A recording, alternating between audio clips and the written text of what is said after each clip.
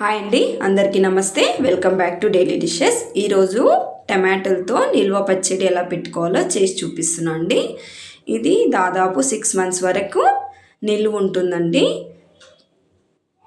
చూడండి, ఎండతో కూడా మనకు పని లేదండి, జస్ట్ ఉడకబెట్టుకొని చేసేసుకోవాలి.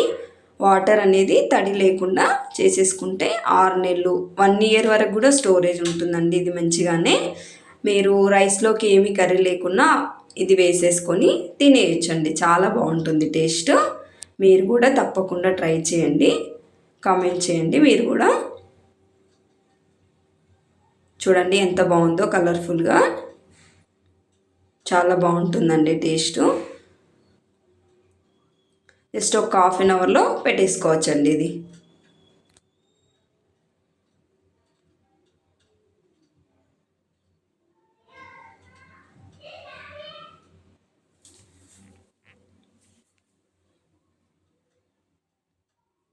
ఇప్పుడు ప్రాసెస్లోకి వెళ్ళిపోదామండి.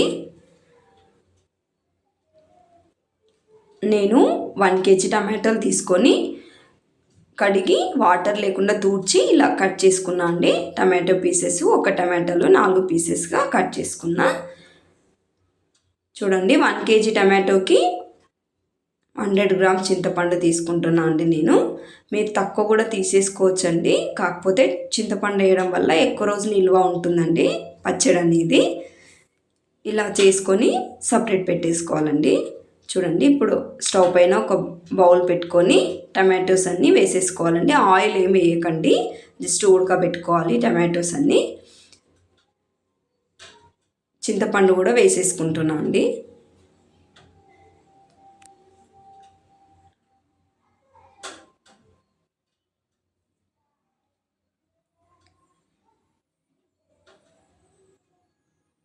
ఇలా రెండు ఒకేసారి వేసేసుకొని ఉడకబెట్టేసుకోవాలండి.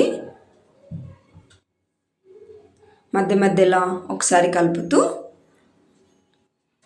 కలుపుతూ ఇలా కలిపితే మళ్ళీ ఒకసారి రికప్ పెట్టేసుకుంటే ఉడికిపోతుందండి టమాటో అనేది. టమాటో చింతపండు అనేది మెత్తగా ఉడికిపోతే అప్పుడు రెడీ అయిపోయినట్టండి. చూడండి, ఇలాగ ఉడకాలి. వాటర్ అనేది ఏం లేకుండా ఇలా ఉడకబెట్టుకోవాలండి. చూడండి, వీడియోలో చూపిస్తున్నట్టుగా ఇలా ఉడికితే సరిపోతుంది. ఇది చల్లగా కావాలండి, సైడ్లో పెట్టేసుకుందాము. నెక్స్ట్ ఒక బాండి తీసుకొని 1 స్పూన్ మెంతులు, 1 స్పూన్ జీలకర్ర తీసుకొని ఫ్రై చేసేసుకోవాలండి. చూడండి, ఫ్రై చేసేసుకొని మిక్సీ పట్టేసుకోవాలండి. నెక్స్ట్ చూడండి, టమాటో అనేది కూల్గా అయిపోతే మిక్సీ పట్టేసుకోవాలండి. చూడండి, ఇది అనేది మిక్సీ జార్లో వేసేసుకున్నాను నేను.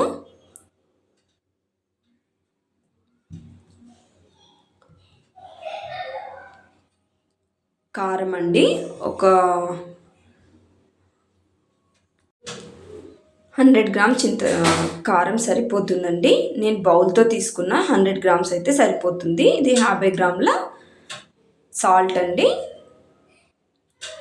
మీరు కొంచెం సాల్ట్ తక్కువ కావాలంటే కొంచెం క్వాంటిటీ తక్కువ వేసుకోండి. వెల్లుల్లి రెబ్బలు ఒక 20 వెల్లుల్లి రెబ్బలు తీసుకున్నా. ఇందాక మనం మెంతుల పొడి మిక్సీ పట్టేసుకున్నాం కదండి, మెంతుల పొడి జీలకర్ర 2 కలిపి ఇది 2 స్పూన్ తీసుకున్నా. ఇప్పుడు మిక్సీ పట్టేసుకోవాలండి. 1 స్పూన్ పసుపు, మళ్ళీ ఒకసారి మిక్సీ పట్టేసుకుంటే చూడండి, ఒక్కసారి టేస్ట్ చేసుకోండి మీరు. కారము, ఉప్పు, చింతపండు అన్నీ సరిపోయిందో లేదో ఒకసారి టేస్ట్ చూసుకొని తక్కువ అనిపిస్తే మీరు వేసేసుకోవాలండి. ఇప్పుడు పోపు పెట్టేసుకుందాము. నేను చూడండి 200 ml ఆయిల్ తీసుకున్నాను అండి. 2 కప్పులు తీసుకున్నాను నేను ఆయిల్ కొంచెం ఎక్కువ ఉంటేనే చట్నీ అనేది ఎక్కువ రోజులు నిల్వ ఉంటుంది, ప్లస్ చాలా బాగుంటుందండి. ఆవాలు, జీలకర్ర, శనగపప్పు,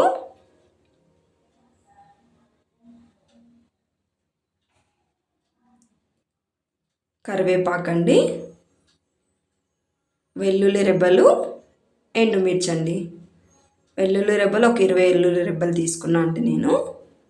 మీ ఇష్టం అండి, ఎన్నైనా తీసుకోవచ్చు. వెల్లుల్లి రెబ్బలు వేయడం వల్ల టేస్ట్ కొంచెం బాగుంటుందండి. తినేటప్పుడు మనకి పంట కింద అలా వస్తుంటే చాలా బాగుంటుంది. చూడండి, ఇది అనేది ఇందులో వేసేసుకొని ఒక 5 మినిట్స్ ఉడికించుకోవాలండి. పోపులు అనేది ఒక 5 to 10 మినిట్స్ వేసి ఇలా కలుపుతూ ఉడికించుకుంటే అంతా చట్నీకి అనేది ఆయిల్ పట్టేస్తుందండి. అప్పుడు చూడండి, ఇలాగా కలుపుతూ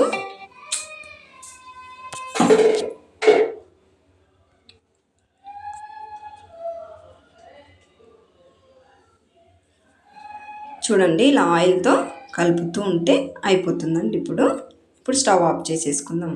ఇది చల్లగా అవుతుంది. ఇప్పుడు చల్లగా అయ్యే వరకు సైడ్లో పెట్టేసుకుందామండి. చూడండి, ఆయిల్ అనేది ఇలా పైకి కనిపిస్తున్నట్టుగా ఉండాలి. కొంచెం ఆయిల్ అనేది ఎక్కువనే పడుతుందండి. ఎప్పుడే కానీ నిల్వ పచ్చడిలో ఆయిల్ ఎక్కువ వేసుకుంటేనే చాలా బాగుంటుందండి. చూడండి, గాజు బౌల్లో వేసేసుకుంటున్నాను నేను కేజీ 2 బౌల్స్లోకి అయిపోయిందండి నాకు. మీరు కూడా తప్పకుండా ట్రై చేయండి. థ్యాంక్ యూ అండి, థ్యాంక్ యూ సో మచ్.